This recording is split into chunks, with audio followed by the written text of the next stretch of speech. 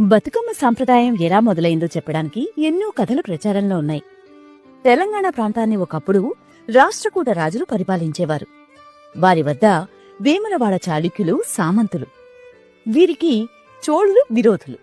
ప్రస్తుత తెలంగాణ ప్రాంతాన్ని తైలపాడు అనే చాళుక్యుడు పరిపాలించి మరణించాక అతని కుమారుడైన సత్యాశ్రాయుడు రాజపీఠాన్ని అధిష్ఠించిన రోజుల్లో ప్రస్తుత కరీంనగర్ జిల్లా వేములవాడలో ప్రసిద్ధి చెందిన రాజరాజేశ్వర ఆలయంలో ఉన్న రాజరాజేశ్వరి తల్లి ఆపదల్లో ఉండేవారికి అండగా ఉండేదని అప్పటి ప్రజలు నమ్మేవారు. ప్రజలే కాదు, చాళుక్యుల విరోధి రాజైన పరాంతక సుందర చోళుడు కూడా రాష్ట్రకూటుల నుంచి ఆపద తలెత్తినప్పుడు రాజరాజేశ్వరికి భక్తుడిగా మారిపోయాడు.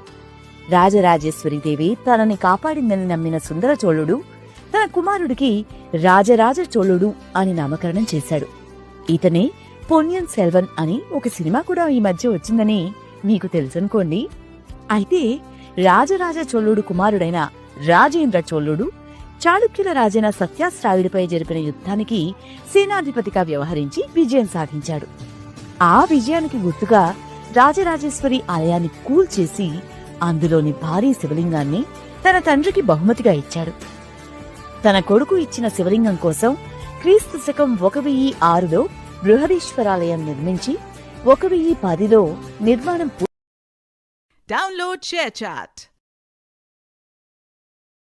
Download ShareChat.